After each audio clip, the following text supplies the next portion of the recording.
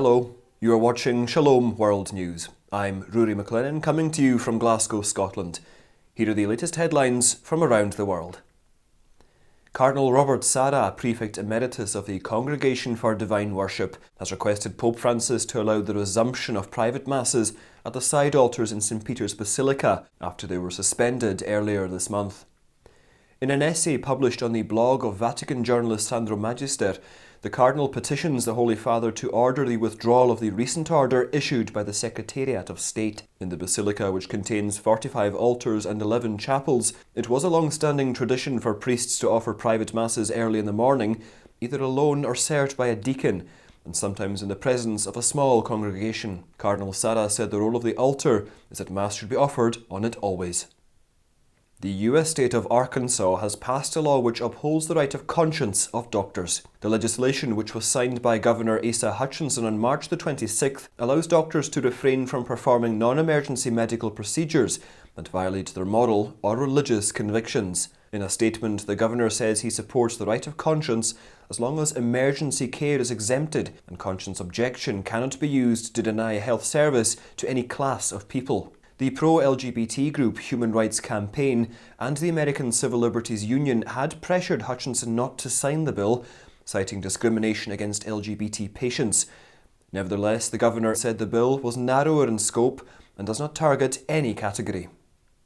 The apostolic administrator of the diocese of Pemba in Mozambique has called for an end to the insurgency in Cabo Delgado province.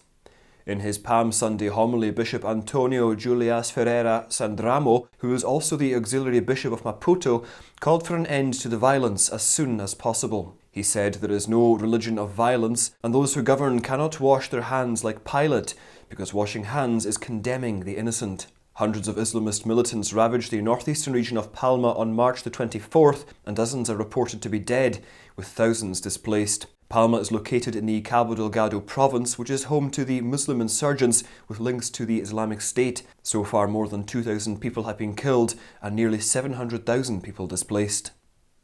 The Catholic bishops of Indonesia have condemned the Palm Sunday suicide bomb attack outside the Sacred Heart of Jesus Cathedral in the city of Makassar in Sulawesi Island.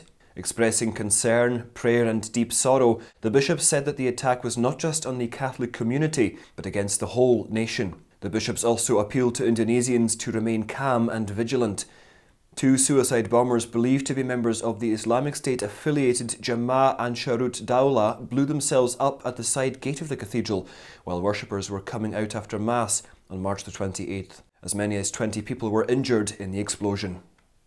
Upholding the sanctity of life, a pro-abortion lawsuit in Pennsylvania seeking an overturn of the ban on state funds for abortion has been defeated in court. The Pennsylvania Commonwealth Court backed the existing law that came to effect in 1982. The Abortion Control Act prevents state funds for abortions except in cases of rape or incest, or when the mother's life is at risk.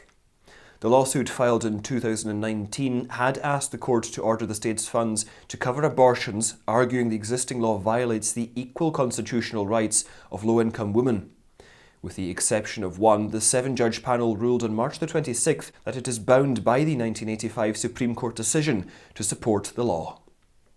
A statue of the Virgin Mary in Iraq, which was damaged by the Islamic State militants, has been partially restored and returned to its rightful home.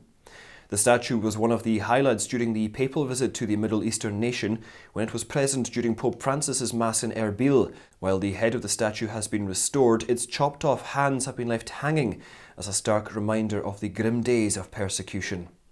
The sacred image was returned to St. Adai Church in Karim Lesh in East Mosul on March the 18th and was installed in a simple ceremony the following day. In his message to students of the Pontifical Mexican College in Rome, Pope Francis said the gaze of a priest should be transformed to the Lord's gaze of tenderness, reconciliation and brotherhood.